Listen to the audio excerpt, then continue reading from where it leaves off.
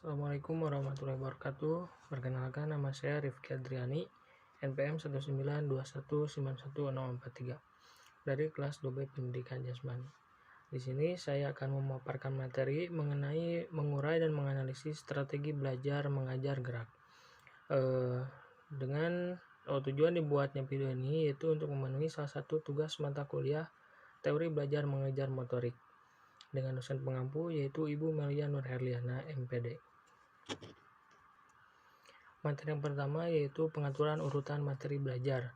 Urutan penyajian berguna untuk menentukan urutan proses pembelajaran tanpa urutan yang tepat jika diantaranya beberapa materi pelajaran mempunyai hubungan yang bersifat prasyarat akan menyulitkan peserta didik dalam mempelajarinya. Misalnya materi operasi bilangan penjumlahan, pengurangan, perkalian, dan pembagian. Peserta didik akan mengalami kesulitan mempelajari pengurangan jika materi penjumlahan belum dipelajari. Nah, materi pembelajaran yang sudah ditentukan ruang lingkup serta kedalamannya dapat diurutkan melalui dua pendekatan pokok, yaitu pendekatan prosedural dan hierarkis. Nah, pendekatan prosedural. Urutan materi pembelajaran secara prosedural menggambarkan langkah-langkah secara urut sesuai dengan langkah-langkah melaksanakan suatu tugas. Misalnya langkah-langkah dalam menelpon, dalam mengoperasikan peralatan, kamera, video, cara menginstal program komputer, dan sebagainya. Kemudian pendekatan hierarkis. Urutan materi pembelajaran secara hierarkis menggambarkan urutan yang bersifat berjenjang dari bawah ke atas atau dari atas ke bawah. Materi sebelumnya harus dipelajari dahulu sebagai prasyarat untuk mempelajari materi berikutnya. Nah, kemudian materi yang kedua yaitu mengenai pengaturan waktu latihan. Terdapat banyak bentuk pengaturan waktu latihan, masing-masing memiliki kelemahan dan kekurangan. Karenanya memiliki bentuk pengaturan latihan yang tepat memastikan pencapaian hasil yang dapat dipertanggungjawabkan.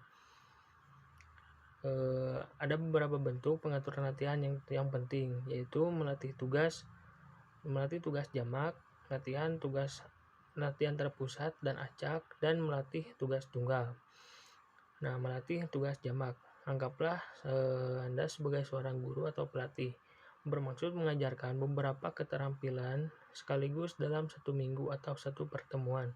Keterampilan yang dimaksud misalnya teknik servis, teknik smash, dan teknik pukulan chop atau drop shoot dalam bulu tangkis. Kemudian ada latihan terpusat dan acak. Pengaturan latihan terpusat digambarkan dengan ilustrasi sebagai berikut.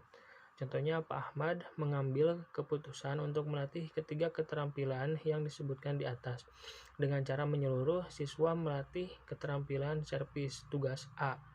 Dulu anak disuruh menyelesaikan latihan tugas A sebanyak 50 kali atau 50 repetisi.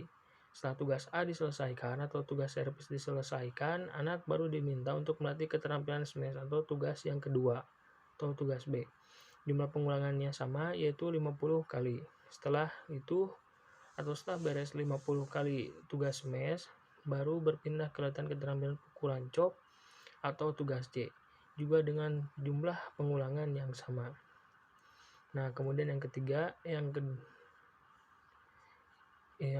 yaitu melatih tugas tunggal.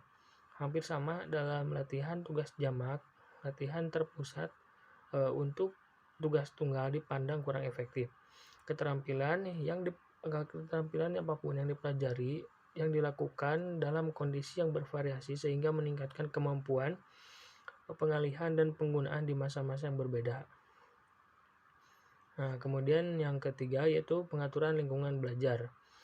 Penggunaan dan pengaturan lingkungan belajar merupakan suatu kegiatan yang didasarkan atas berbagai pertimbangan, baik yang terkait dengan pengembangan atau secara optimal, maupun yang terkait dengan luasnya ruangan yang tersedia ataupun bahan-bahan dan peralatan yang ada.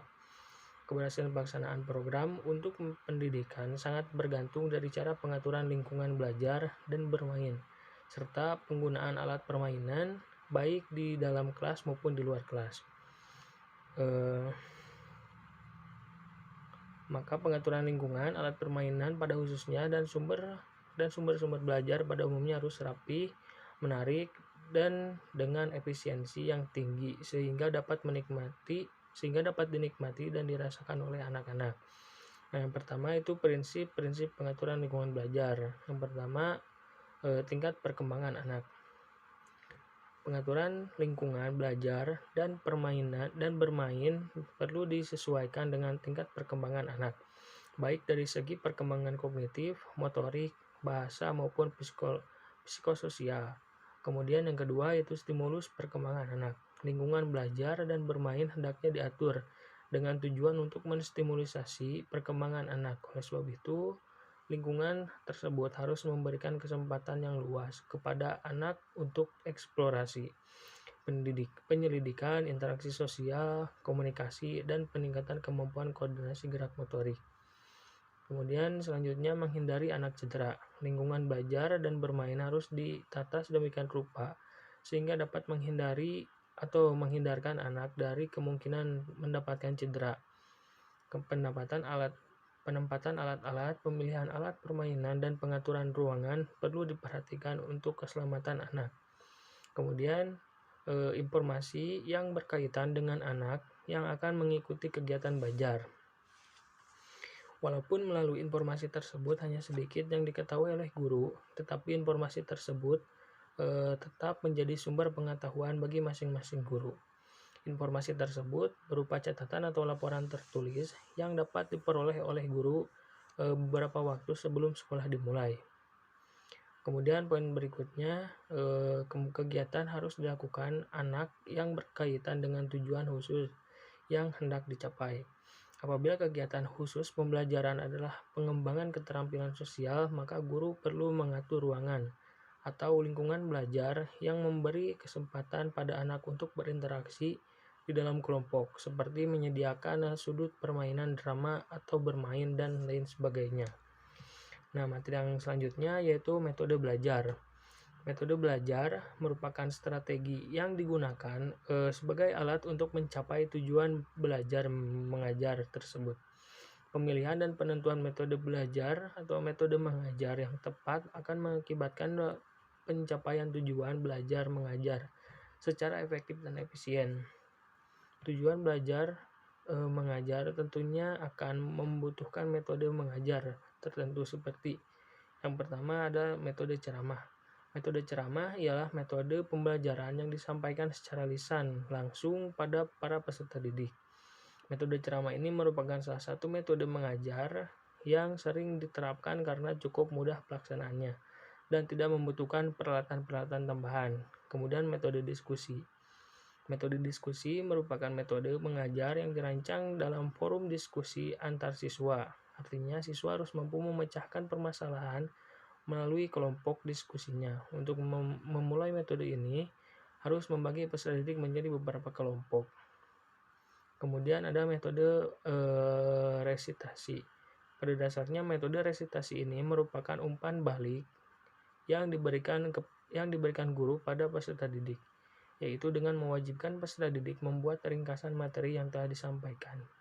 Materi bisa disampaikan dengan metode ceramah, visual, ataupun melalui video, atau melalui audio. Pembuatan ringkasan diharapkan untuk meningkatkan ingatan peserta didik mengenai materi yang ditulis. Kemudian ada metode demonstrasi. Metode demonstrasi merupakan integrasi antar gerakan dan juga lisan. Untuk menetapkan metode ini harus memberikan contoh melalui gerakan disertai penjelasan secara lisan. Misalnya membahas materi tentang lempar lembing. Hal yang harus dilakukan adalah bagaimana mempraktikkan lempar lembing itu beserta pembahasan lengkap teknisnya. Kemudian ada metode discovery. Discovery berarti penemuan. Metode discovery adalah metode yang melibatkan partisipasi aktif dan mandiri para peserta didik. Sebagai guru berperan mengarahkan kegiatan pembelajaran untuk mempelajari materi secara keseluruhan. Dibutuhkan keaktifan dan kemandirian peserta didik dalam mencari, memahami, dan menemukan inti dari materi yang sedang dipelajari. Itulah mengapa metode ini disebut dengan metode penemuan atau discovery. Nah, mungkin hanya itu saja yang dapat saya sampaikan. Mohon maaf apabila terdapat banyak kesalahan. Wabillahi taufiq walhidayah. Assalamualaikum warahmatullahi wabarakatuh.